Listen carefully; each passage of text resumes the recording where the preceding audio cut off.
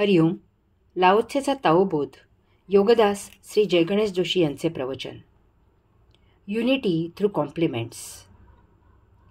There were those in ancient times possessed of the One. Through possession of the One, heaven was clarified. Through possession of the One, earth was stabilized. Through possession of the One, the gods were spiritualized. Through possession of the One, the valleys were made full. Through possession of the One, all things lived and grew. Through possession of the One, the princes and dukes became ennobled of the people. That was how each became so. Without clarity, the heavens would shake. Without stability, the earth would quake. Without spiritual powers, the gods would crumble. Without being filled, the valleys would crack.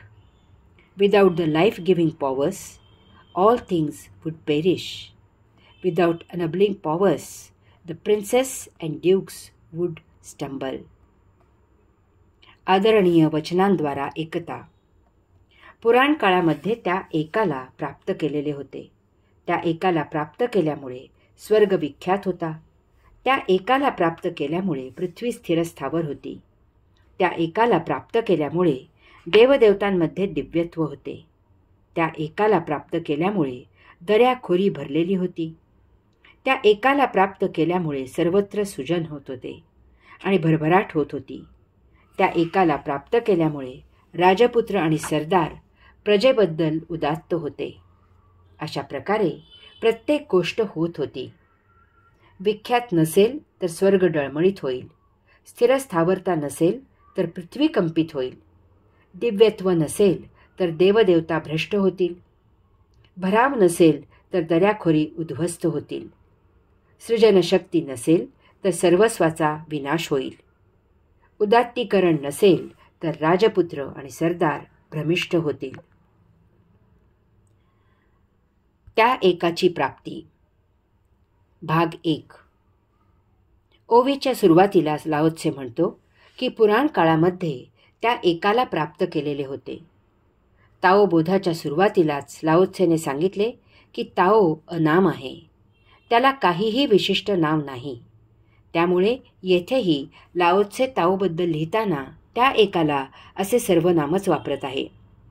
परमात्म्याला नाव न देण्यामागील काही ठळक कारणे पाहू. 1.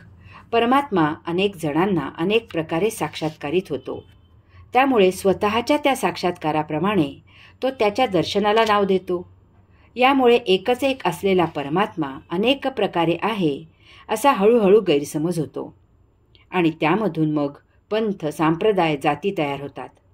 त्या इतक्या कट्टर होतात की त्यांचाच पंथ, सांप्रदाय, जात याला धर्म असे म्हटले जाते आणि केवळ तोच सत्य आहे असा अट्टहास केला जातो.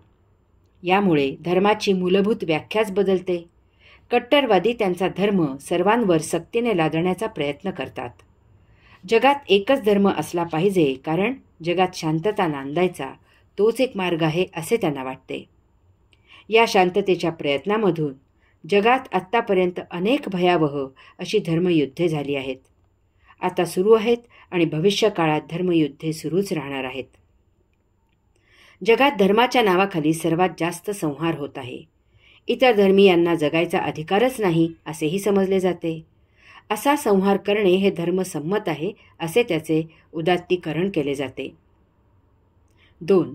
अन्याय झाला की परमात्मा आहे की नाही अशी शंका येते. त्यातून जर तो असलाच तर त्याने प्रगट व्हावे अशी अपेक्षा केली जाते.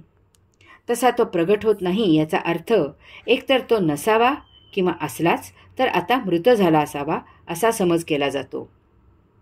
येथील अत्याचार पाहून परमात्म्याची शक्ती आता क्षीण झाली असावी असाही समज केला जातो. यामुळे परमात्मा ही संकल्पनाच रद्द करावी असा विचार केला जातो. 3. परमात्म्याला नाव दिले की तो अनेक सजीवांसारखाच कोणी उपलब्ध आहे असा गैरसमज होतो आणि हा परमात्मा प्रगट का होत नाही असा प्रश्न निर्माण होतो. परमात्मा म्हणजे विश्वाची स्वयंभू सार्वभौम अत्युच्च शक्ती आहे हे सत्य विसरले जाते. 4. नावामुळे परमात्मा म्हणून कोणी विशिष्ट व्यक्ती आहे असे समजून अन्याय झाला की त्याने प्रगट होऊन त्याचे परिमार्जन करावे अशी अपेक्षा केली जाते. जणू काही यासाठी नेमलेली ती एक व्यक्ती आहे. त्यामुळे अन्यायाचे परिमार्जन करण्याची आपली जबाबदारी नाही असे समजले जाते. अशा प्रकारे परमात्म्याला विशिष्ट नाव दिले की त्याच्याबद्दलच गैरसमज होतो आणि त्याच्या अस्तित्वालाच सुरुंग लागतो, किंवा त्याच्या अस्तित्वावर इतका विश्वास बसतो की या विश्वाची घडी नीट घालायची जबाबदारी त्याचीच आहे. अशा विश्वासाने आम्ही या विश्वाची घडी विस्कटण्यात स्वतःला दोषी समजत नाही. त्या एकाची प्राप्ती भाग 2. लाओत्से म्हणतो की पुराण काळामध्ये त्या एकाला प्राप्त केलेले होते. याचा अर्थ आता येथे त्याला प्राप्त केलेले लयाला गेले आहे. आज त्याला प्राप्त केलेले कोणीही नाही. त्यातून कोणी असल्यास ते निष्प्रभ आहेत. त्यांचे म्हणणे कोणीही ऐकत नाही आणि त्याप्रमाणे कोणी आचरणही करत नाही. यासाठी त्याला प्राप्त करणे म्हणजे काय ते समजावून घेऊया. ताओला उपलब्ध असणे म्हणजे प्रत्येक जीवाने त्याच्या त्याच्या जीवन प्रणालीप्रमाणे वर्तन करणे असे आहे.